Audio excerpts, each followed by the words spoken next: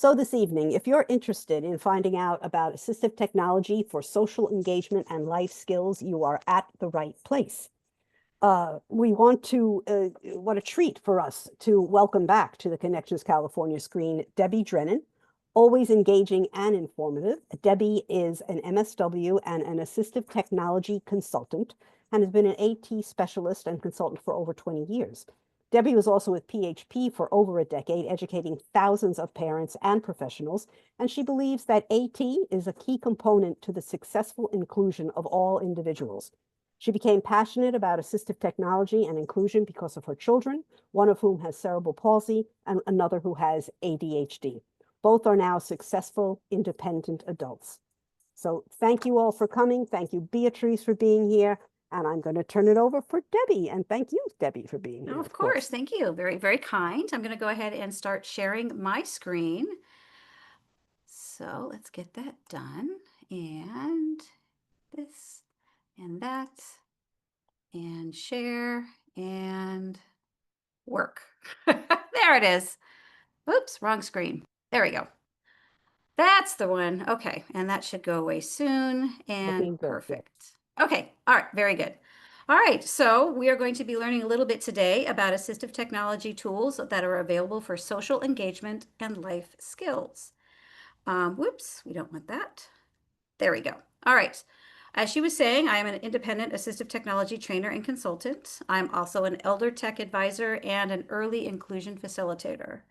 I do have my master's in social work with medical emphasis, and I am passionate about what I do because of my kids. I saw the value of assistive, and I still see the value of assistive technology in their lives to maintain their independence as adults. So I am very passionate about this. They drove me into this field. So thanks, kids. So today we're going to learn what is assistive technology and what are the resources in California, and this is going to be California specific, on assistive technology.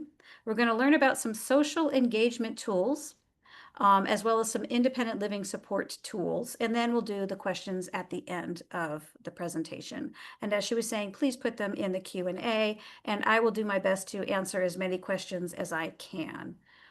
Okay, so let's start with your basic, what is assistive technology? For adults, you're going to be looking not at the ed law, but you're going to be looking at, this is a law that is built into the Department of Rehabilitation on what assistive technology is, the Assistive Technology Act.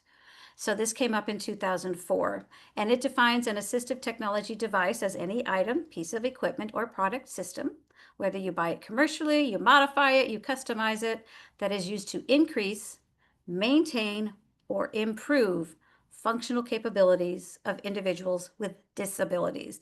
This is the AT Act of 2004, and this is the law about assistive technology that pertains to individuals outside of the education system. So I wanted to make sure you were aware that if you have a student in transition or are working with adult, you do have an AT Act. So basically, it is a continuum, just like in the education world, it is a continuum of tools. It is no and low tech, very simple, no electronics, easy to use, maybe a slant board, maybe a photographs to help make choices, maybe adding Velcro to something, no and low tech. Mid tech has some electronics, maybe some training needed, maybe a communicator, maybe a pen scanner, all the way up to the high tech tools. And I think people forget about the no, low, and mid-tech as being supported under the AT Act, as well as the high-tech tools. So I always want to emphasize that there's a lot of tools out there that doesn't have to be high-tech. You don't have to have an iPad and an app to call it assistive technology. So it doesn't have to be that specialized. But if it's a tool that an individual with a disability needs to perform a function, then it is assistive technology, no matter what that tool is. So these are the California agencies that help with assistive technology. And this is California specific, so I apologize to anyone that's coming from outside of California.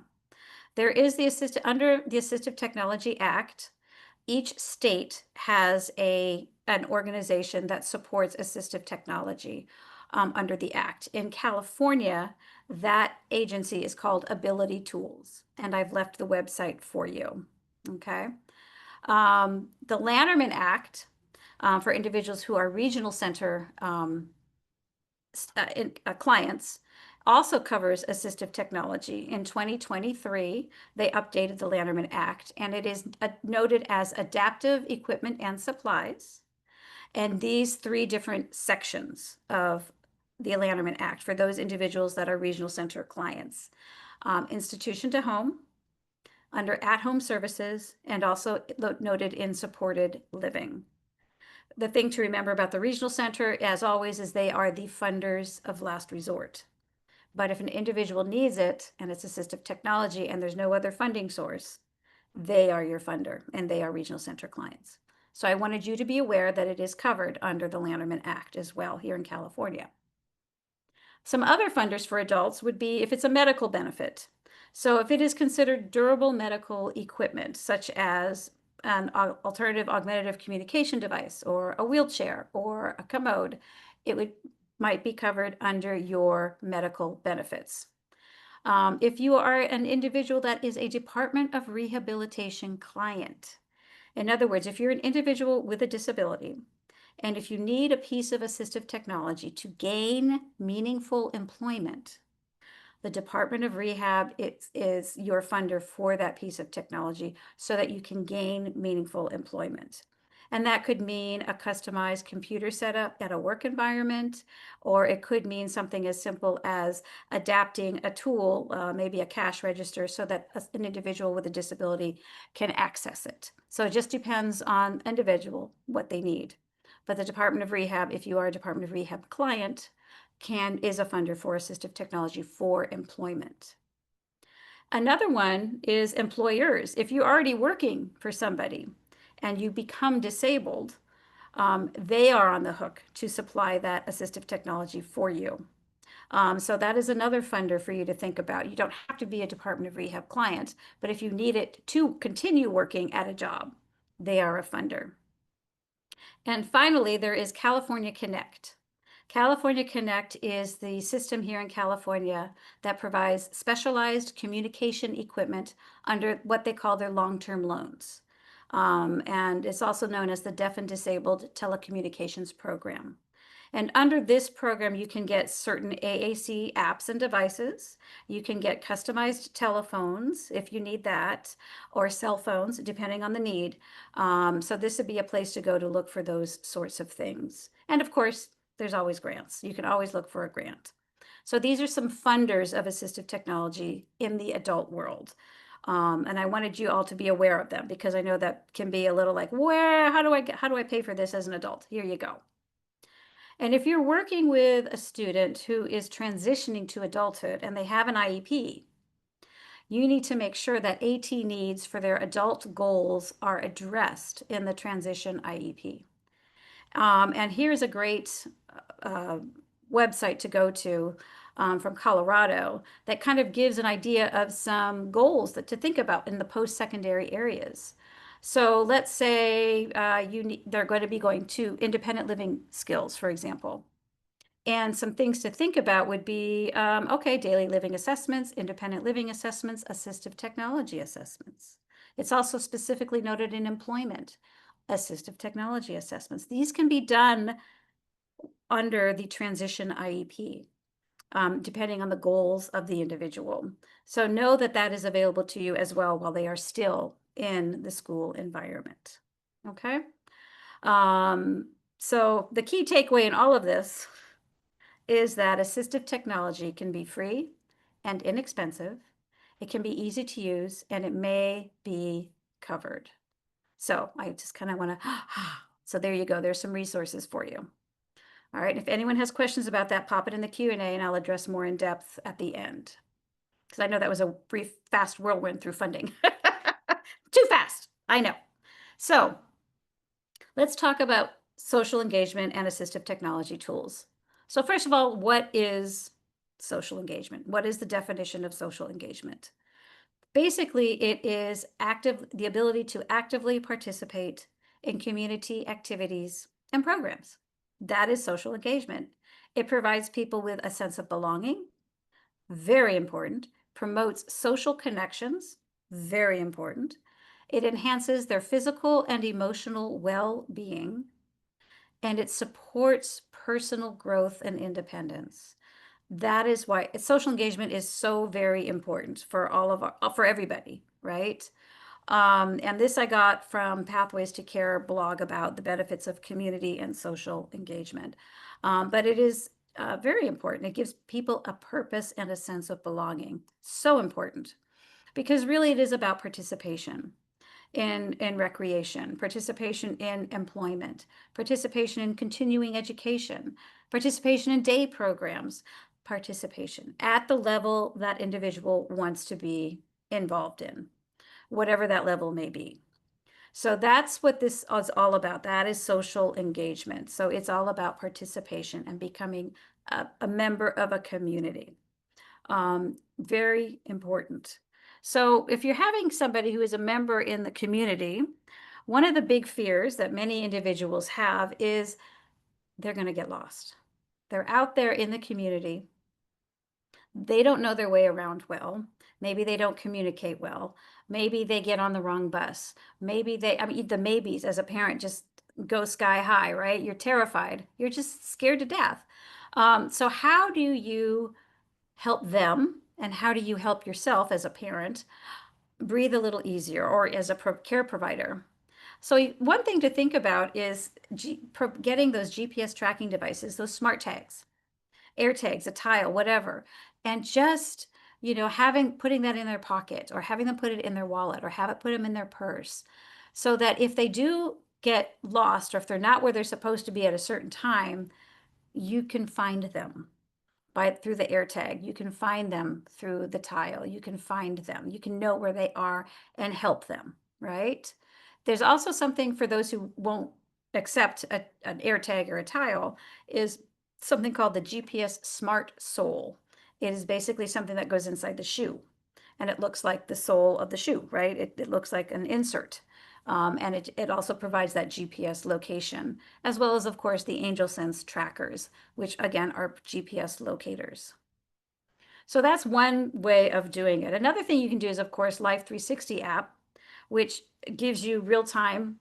If you have the app and they have the app, it gives you real time where are they's, which can be very helpful. And also, just if they have a cell phone, sharing the location on the cell phones. Like on the iPhone, it would be Find My App. On the Android, it's the Family Link app. And this is so that as a care provider, as a parent, if you're like, okay, we've taught you how to use, the transportation system in our local area, and now you're going to use it for the first time by yourself to go to, your day job, or wherever they're going, to college, to whatever, you're a little nervous. And this is really, it reassures you that you can find them if they need help. You can find them if they need help. So it's a reassurance for the parent and the caregiver, and also oftentimes for the individual, because they know they can be found. So that gives them a little bit of boost of confidence that, yeah, I can do this. I can be out here, and I belong here, and this is how I can be found if I need help. So these are just some great GPS location things I wanted you all to be aware of. The other thing that people get scared about is, okay, they're out in the community, they're trying to do social engagement, and what if something happens, or if they run into a medical system? Well, there are all the medical alerts out there, right? You've got, and some of these include fall detection. So like Bay Alarm, Medical Guardian. These are different services you can sign up for a monthly fee, and they can, always be available if there is a medical emergency. They just push a button and they contact you, and you can help the individual out if there's a medical emergency. And the other thing that's coming up now, which is new relatively, is fall detections on smartwatches. And right now, I'm living in a community of 55 and over individuals, and these are huge in our community. The Apple Watch, the Samsung Galaxy Watch, the Pixel Watch. What you do is the watch, you just wear the watch, and you have set it up on the app on the watch, who will be notified if I should fall. And then if the watch detects a fall, it first asks, did you fall? And then if the person doesn't respond, they contact the people that you have preset to contact. And that person can then reach out and determine, is this an issue? Do I have to be concerned? And this can be really helpful for individuals who maybe are living independently as well, these fall detectors, as well as being out in the community. So these are just some really nice things to have available.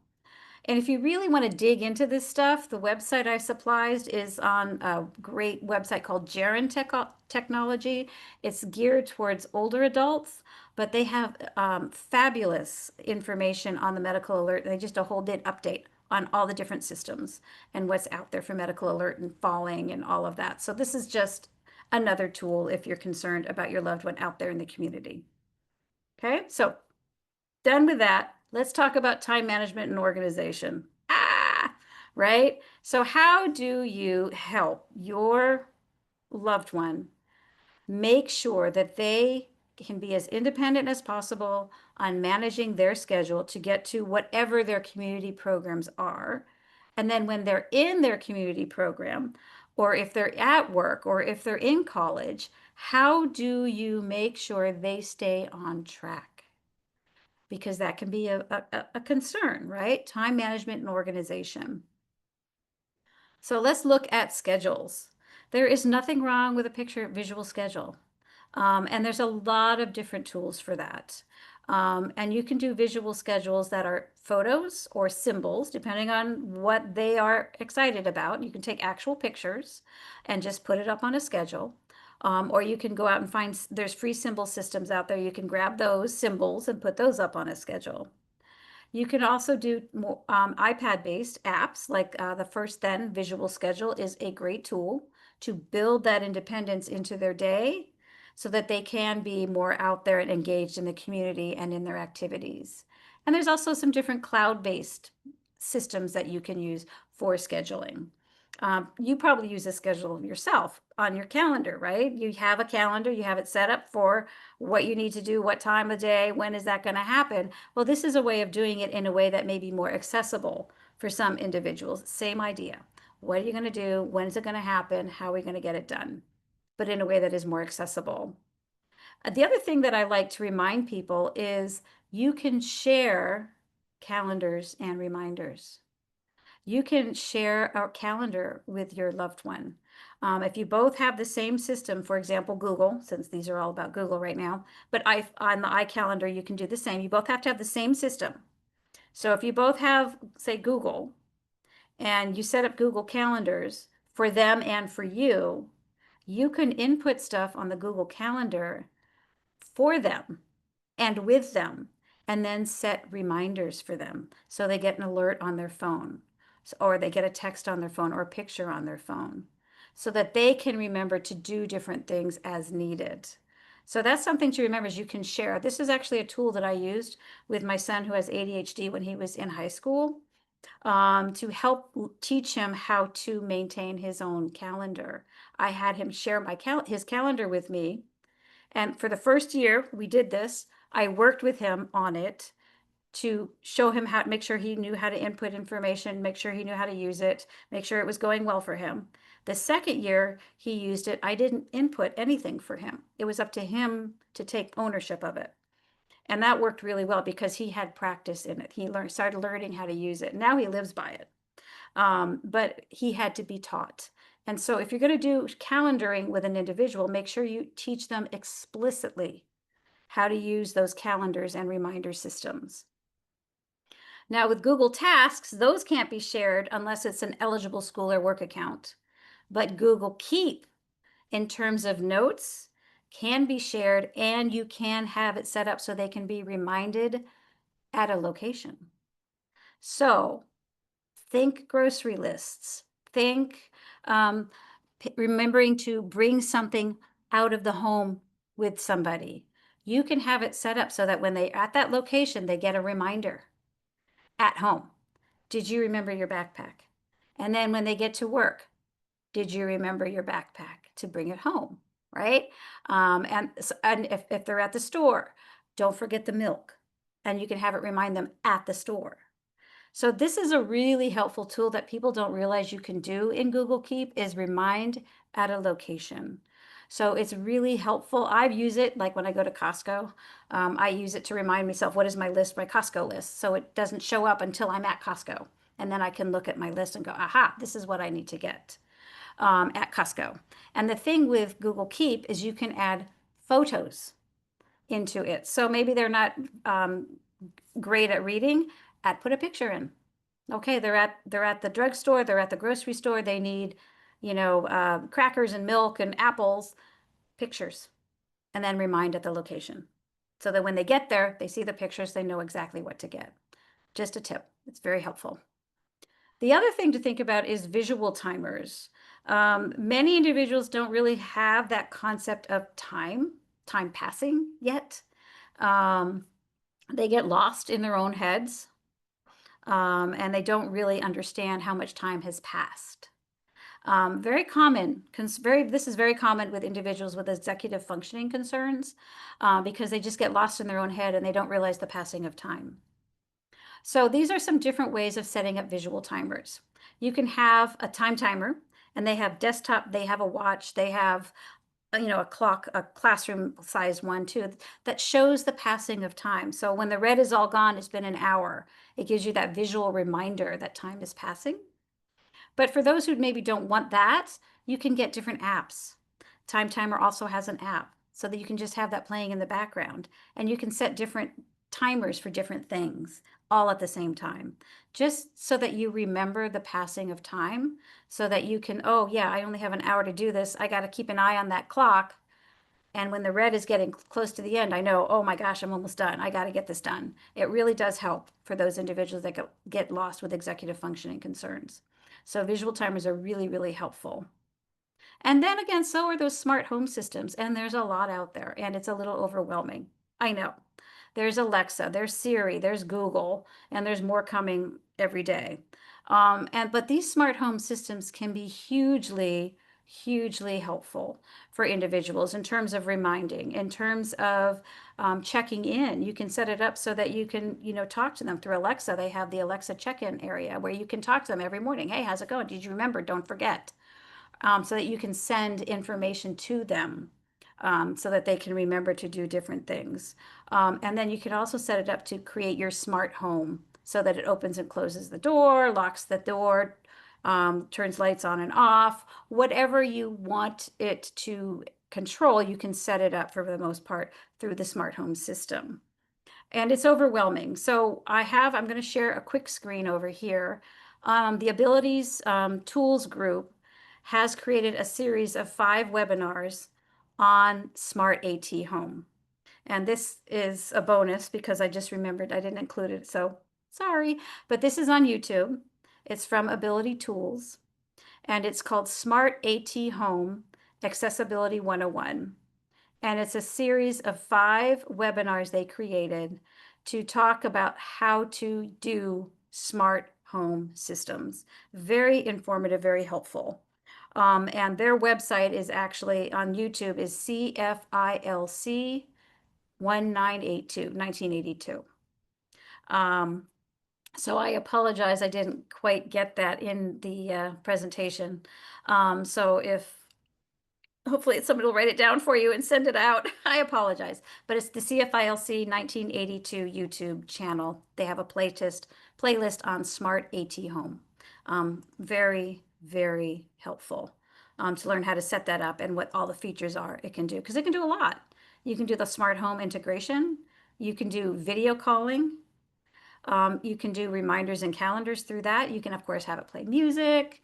It can be a voice assistant. You can set it up for safety so that if someone falls in the home, they can say, hey, I fell, call blank, and it'll call that person for you. It just on and on and on and on and on, right? And it is overwhelming. But these can be hugely, hugely important for those individuals to maintain their independence, and so that they can have those tools, be as independent as possible with the help of technology.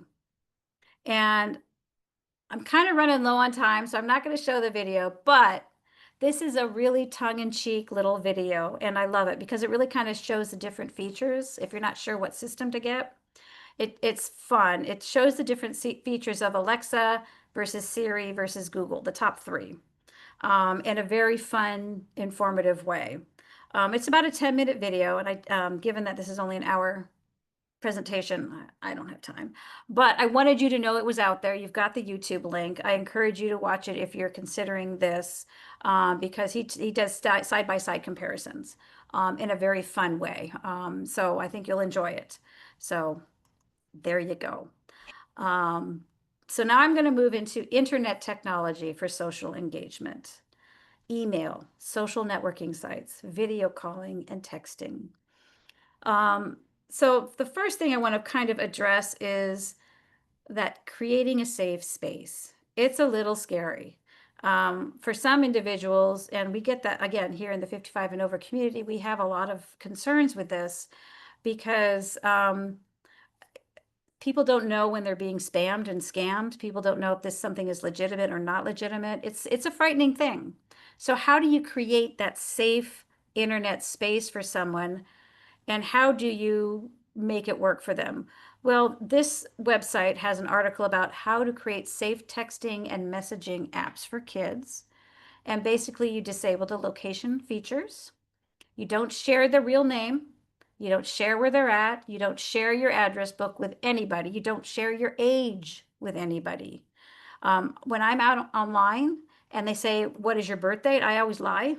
I have many different birth dates out there because they don't really need to know my actual birth date unless it's a government entity and I've done the two-factor authentication and all the other stuff that goes with it. So lie. Tell them to lie.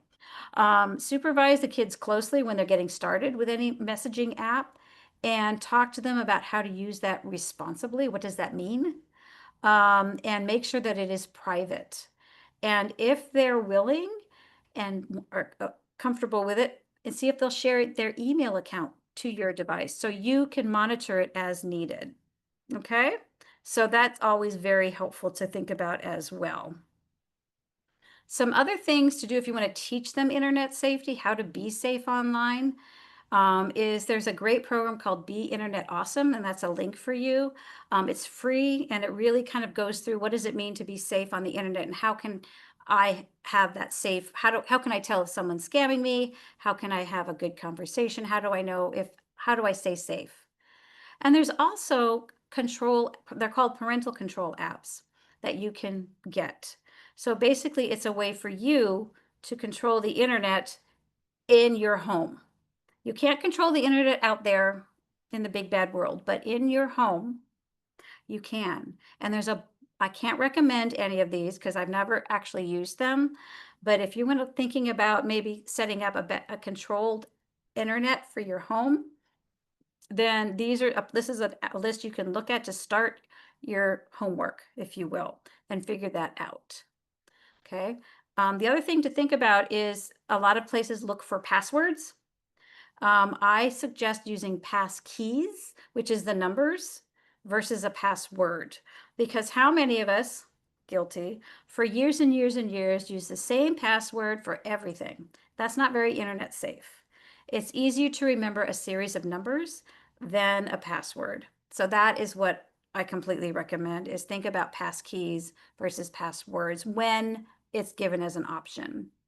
And make sure their cell phone, their computer, their tablet has some sort of anti-spam or anti-spyware embedded in it. The iPad, you don't have to worry about that as much, except but if they're on their phone, you should look into Malwarebytes or Avast. Those are both free because phones are not intrinsically protected. Like an iPad app, you don't have to worry about it as much unless they do a lot of internet stuff on the iPad. And then you want to look at Avast or Malwarebytes to keep it protected and safe. Okay, so that is something to think about, making sure they have on their device, or you have it on your own too. And there's also a website called GoGo Quincy Scam Alert.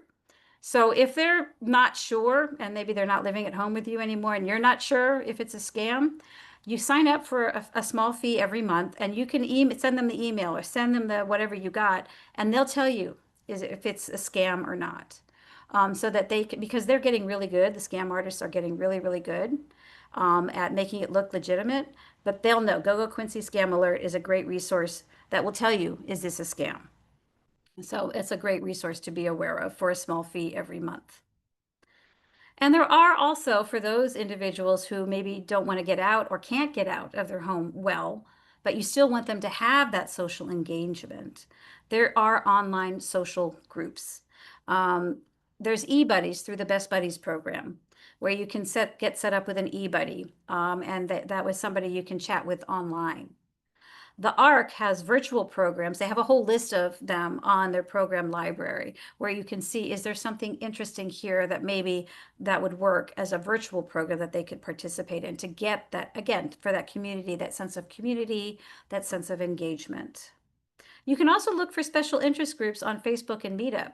I was actually at a coffee shop locally not too long ago, and I saw flyers for a meetup group for individuals with neurodiversity. So there's all kinds of things out there on Facebook and Meetup that you may want to explore if they have a special interest, that maybe they can meet with other people who share that same special interest for that sense of community. And then for others, there is an app called Hello, It's Me.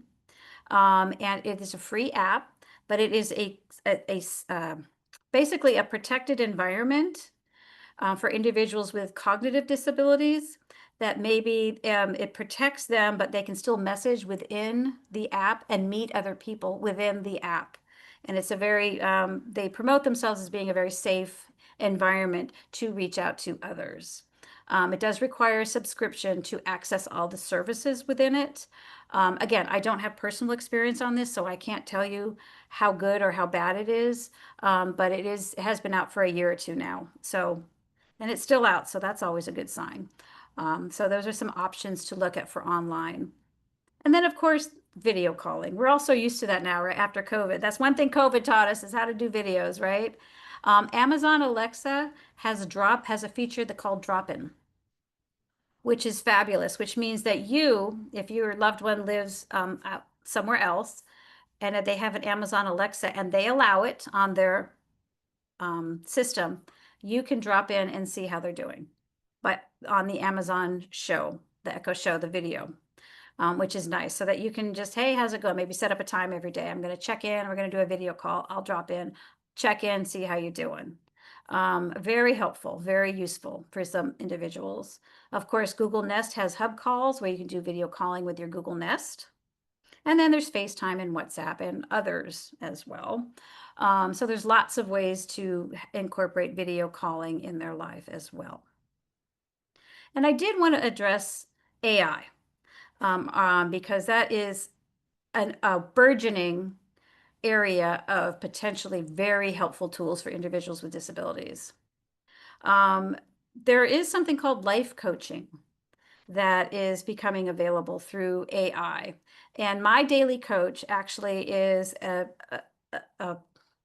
website where life coaches with particular expertise created different AI coaches, if you will. And somebody can say, I need an AI coach to really help me manage my anger.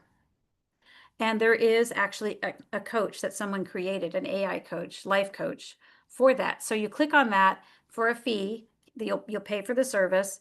And then every day they're going to get coaching on maintaining and how to manage their anger. And it's available to them on a daily basis through AI. And then as they answer the different questions, it becomes more and more personalized to what they need.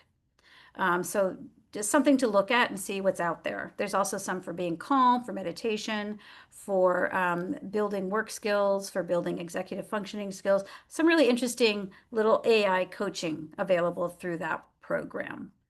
And the brain in hand is fabulous, but it's not available in the US yet, but it's coming. They keep saying it's coming, it's coming. So I'm waiting. So basically it's the same idea of a life coach, but they also include the real person. So you have a person that they connect with maybe on a weekly basis to start with, and that person then sets them up with the appropriate AI coaching on a daily basis. That person is also then available in an emergency. If something happens, they can contact a live person and talk them through whatever the issues that they're having in the moment. Very helpful. Great. I've heard great things about it in the UK, and they keep saying they're coming here. So keep an eye out for them. That would be a fabulous tool. There's also AI to break down tasks, create papers, presentations, summarize texts, all of that good stuff. OpenAI and Goblin Tools. Of course, OpenAI is ChatGPT, and Goblin Tools is another fabulous resource for these things. And I've actually, I'm going to show you a couple of slides on the differences between them in terms of task creation so that you can see some of the differences between the two. And there's also AI that will read text, describe objects using the cell phone camera and an app. And one of them is seeingai.com and the other is Google Lens. And if you've not played in either of those, I really recommend it. They're fun to play in. So let me show you the difference between ChatGPT, OpenAI, and Goblin Tools. So what I did was in both of them, I put in the same request. These are both free. They're all free. So the request was create a visual morning routine schedule, including shaving face, washing hands and face, brushing the teeth, taking medication, getting dressed, having breakfast. So in OpenAI ChatGPT, they came up with this routine based on what I said. Okay, and it looks pretty good. They have little icons they put up, very small, but it's there, right? And how about how long they think it would take, and when you should do it. And this is completely editable. So you can use this as a way of starting the creation of something and then modifying it to make it your own. The other thing it did is it had links at the bottom of visual morning routines that were already out there on the internet. So you can see what's already been created by maybe somebody else to give you additional ideas. And that's how the OpenAI ChatGPT responded to this prompt. How Goblin Tools responded, they have several different things they do in Goblin Tools. Again, this is free. And one of them is magic to do, breaking things down so you don't. And so I did the same thing, same prompt, create a visual schedule for a morning routine. And so what it told me what to do, this is the difference, it shows me how to create that visual schedule. Choose a layout or a format, select the icons, arrange the icons, add the labels, include the timing, review the schedule. So it doesn't create it for you, it tells you how to do it and it breaks down the task. So there's the difference. So this could be really helpful if someone isn't quite sure how to get started on something. It seems like an overwhelming project. You type it into Magic To Do. All right, I need them to, maybe you want to have them learn how to clean the kitchen. So you would write learn how to cleaning the kitchen in a way using these materials, and this is how you're going to do it. It's going to give them how to do that, the breakdown of how to do it. So it's not such an overwhelming task. So this is the difference between Goblin Tools, Magic To Do, and ChatGPT, but I wanted you to know that they're both out there and they can both be really, really helpful. The other thing to think about is image searches using Google Lens. This is fabulous. I use Google Lens to translate a lot. I work here in the PC lab with a lot of individuals that English is not their first language. And I will take out my camera and I'll see what they're seeing on their computer, which is in a different language. And I'll do Google Lens and it translates it into English for me so I can help them navigate their own computer. Fabulous, right in real time, which is just huge. It can identify objects. If you're not sure what something is, do the Google Lens. It'll tell you what it is. What is that plant? What is that bird? What am I looking at? It can also, and this is something to be aware of, it can provide step-by-step help with math and science homework. So they can take a picture of a math problem, click on Google Lens, and it'll tell them how to do it. So that's kind of cool, right? And kind of bad, kind of good. I'm sure the kids know about it by now, right? You can also use it to shop different items. If you see something you like, you hit Google Lens, it'll tell you where you can buy it. You can also use it to scan and then read text out loud. So if you're looking at a picture, if you're looking at, say, a newspaper, you can put your camera up to it, do Google Lens, and it'll read the text out loud for you. It'll scan it and then read it out loud. So this is great for menus. This is great for out in the community, independent reading, okay? And if you have an iDevice, just use the Chrome browser or use the Google Photos app or use a Google app. So this works across all devices. You don't have to have a Google specific device. You can put this on an iPhone. Very, very cool. I love Google Lens for independence and just more freedom.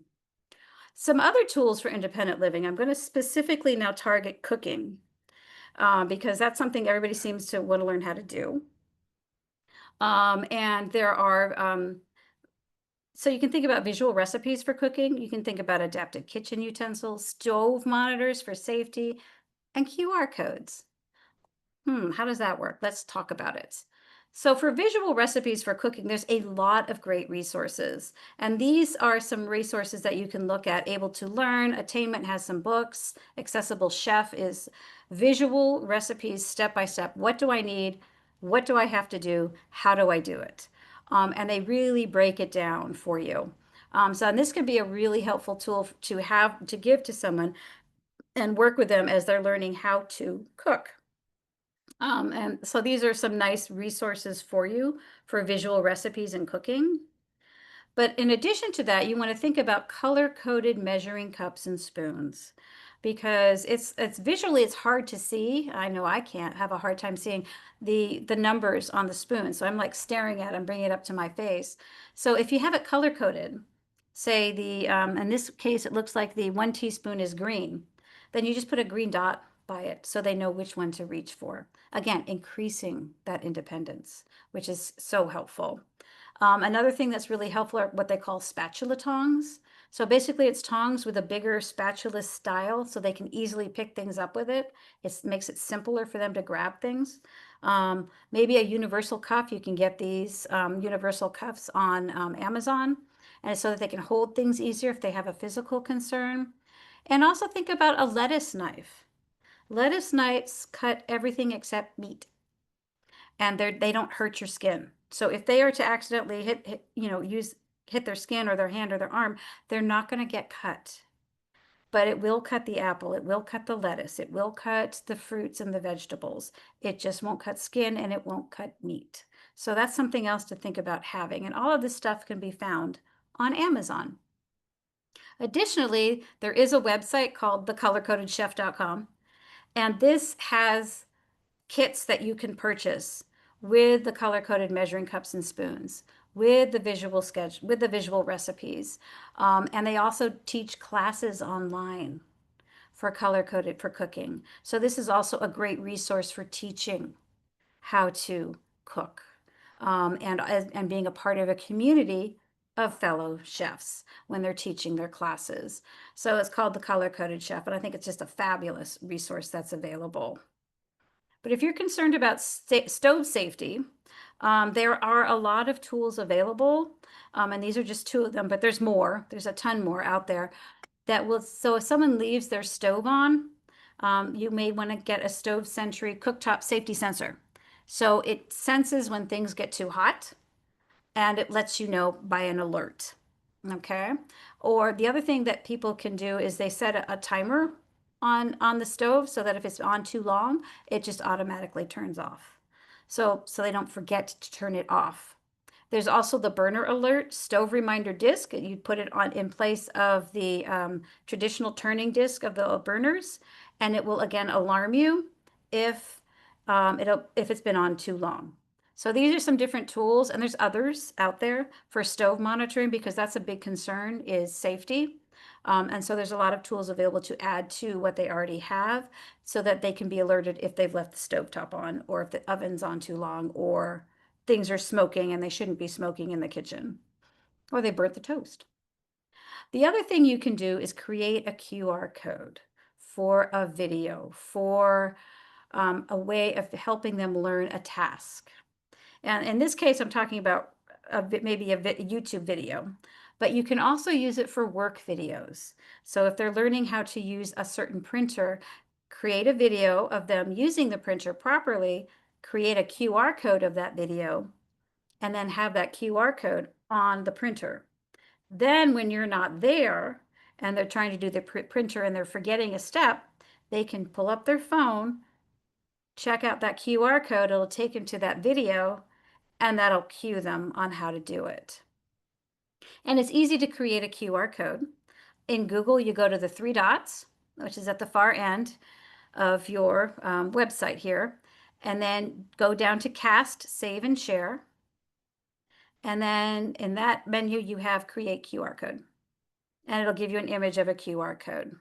And then you just download the code.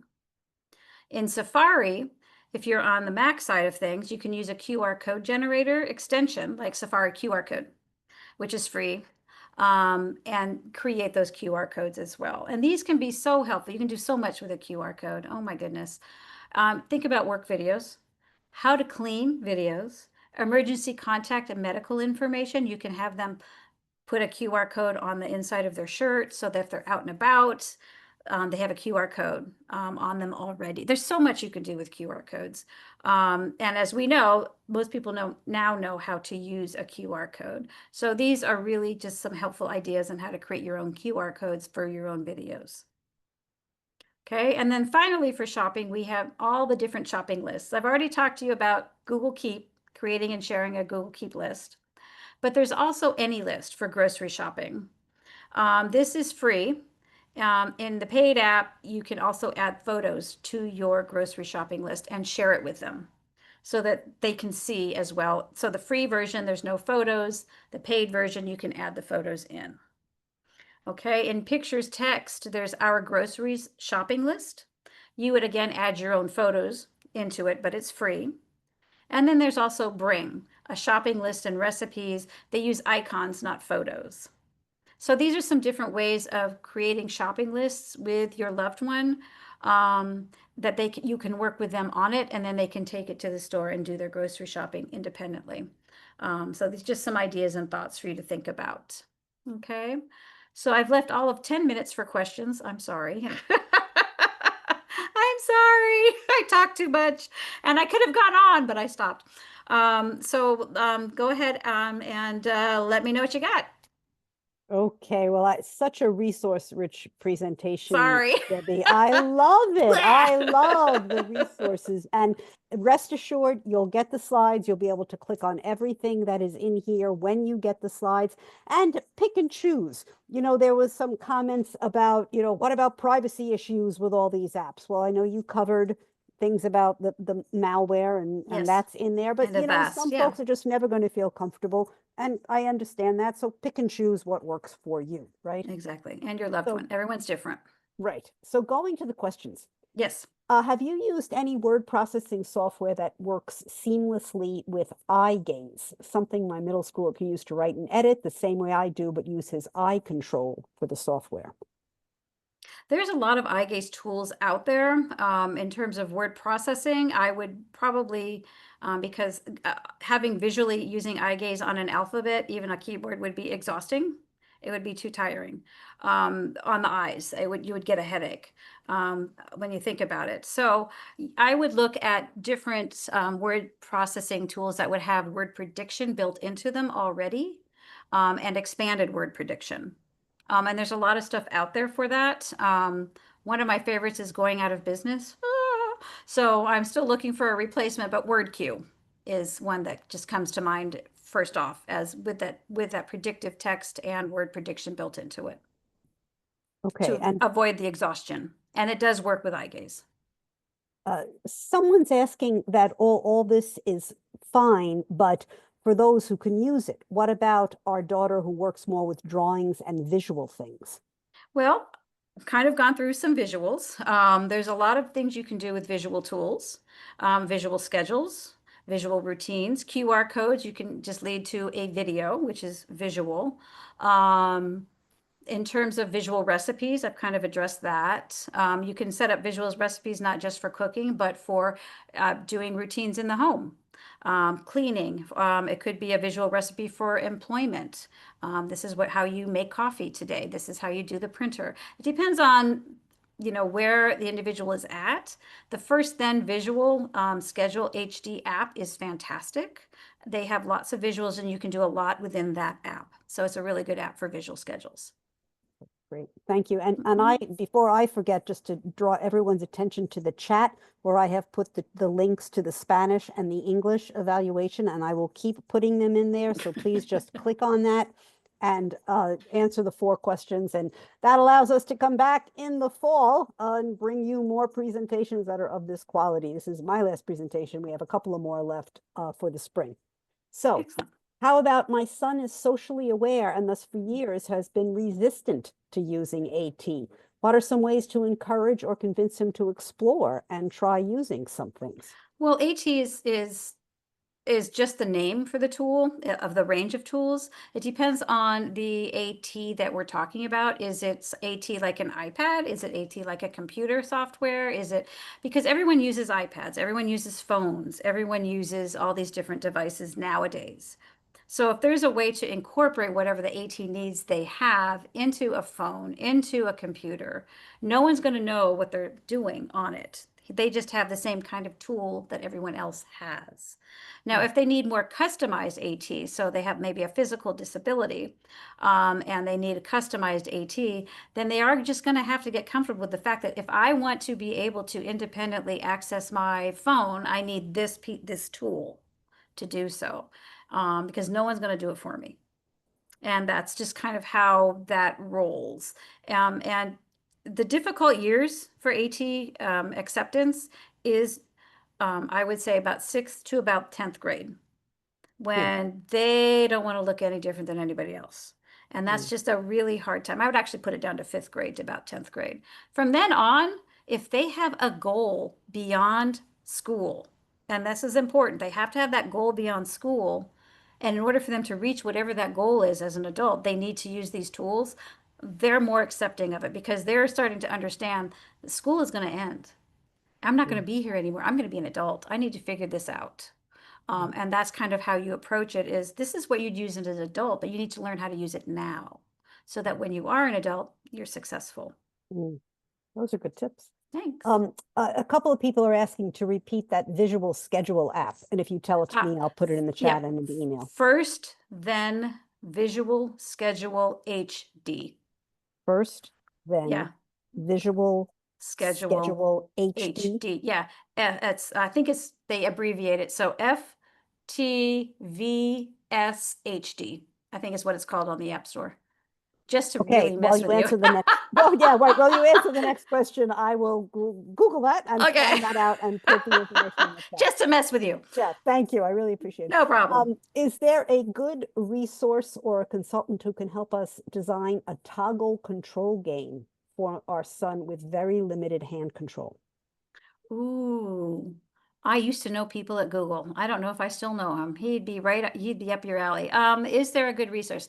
I would start with checking the makers out. There is, and I don't have it at the tip of my tongue, but I will send it to Alyssa when it comes to me, probably at 2 o'clock this morning, which is always, but there is a great group of people that are makers on the internet, and they specialize in making tools for individuals with disabilities. They may have already made it one. If it's already, and if they make something for somebody, they put the blueprints out there for free. It's open software. It's open ideas. And then you can look on that and see had someone already created it. If they haven't, you can put your request up there and see if someone will do it for you. And as soon as I remember that name, I'm writing it down, Maker website, I will send it to Alyssa and she can have that for you.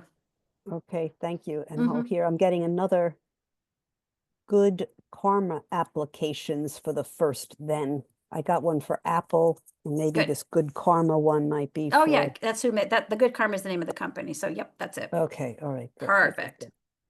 Okay, so good. Let me put them in both places. So everybody's going to get an email with the slides and all these tomorrow, so don't worry too much about that. Okay. Son uses touch chat on iPad to communicate, but he barely uses it consistently. How to encourage him to use it more? This is where you need to really create an implementation plan. When is the best time for them to use it? Make sure they use it during that time and then expand to another area of his day where he's maybe using it just a little bit, and then make it until he's consistent using it in that. And then you just keep expanding it gradually. You don't take it away when you're not trying to really focus on having him use it. You don't take the device away. It's always available. But this is how you encourage them to use it. And then if they allow you, and this is a big if, model when you talk to them how you are, as you use it as you talk to them, so that you are modeling its use while you are talking to them as well, if they allow that. Some like, don't touch my stuff, that's mine. And that's fine. They should take ownership. But if they're willing to allow you to model using it as you talk to them, perfect. That's another way of encouraging its use. But these are just two ideas, not knowing the specifics of where the issues are. But those are just some thoughts for you to think about. Well, I think you gave us a lot of thoughts to think about this evening. Yes. And And go there's ahead. actually, PHP has on their assistive technology website, and I forget where it is exactly. It's in the Assistive Technology iTech Center. Susanna and I made it, how to use AAC, tips and tools on how to do that modeling AAC, implementing, I forget what we called the series, but it's on the iTech website. The video links are on somewhere in there. So I'm going to give that to you, Alyssa. Go on the Okay. iTech side of the website on PHP and look for those two videos. Tech website. I will do Yeah, the so. And speaking, it's about AAC communication. It's 5 little videos, 5 in English, 5 in Spanish. AAC Yeah, communication videos. I will include that in the email good. that I Thank send you. out to That's your folks. homework, Alyssa. Okay, I love getting homework at 7:30 at night. Thank you No very much, Debbie. problem. My pleasure. Okay, so it's 7:29. You're getting lots of love in the chat. You're getting lots of Nice. icons and lots of Thank hand you. clapping. Thank As you. always, we are very appreciative that you come Yeah. and share your wisdom and your Yep. knowledge and your years of experience with us. Yes. There is Debbie's contact information. Reach out to her for more knowledge and experience and wisdom if you would like. Again, you'll get the slides, you'll get these links. Yep. And some more. Words, yes, always more. Sorry. Any final words? No, just know that assistive technology is not scary. It can be very simple to implement and use once you know about it. And I think that's the key is this is why you're here, is to learn what's out there. There is so much out there and it's constantly changing and evolving. So yeah, what you may be looking for may not be there today, but next month, oh, there it is. You So, just never know. the takeaway is have Debbie come back every month and do a presentation on this with all the new There you technology go. and Well, resources especially that are with out there. AI coming up. Oh my goodness, Yes, it's like overwhelming. yes, So, indeed, indeed. We yeah, need somebody like you to navigate for us. All right. exactly. Well, thank you so much, Oh, Debbie. As such a always, pleasure. such a pleasure to see you. Beatrice, thank you so much for your Thank expert you. interpretation for the whole semester. And thank you all for coming. And I will see everybody in the fall All after right. Labor Day. So All right. have a great summer, everyone. Thanks for coming Bye. again. Take care. Bye-bye.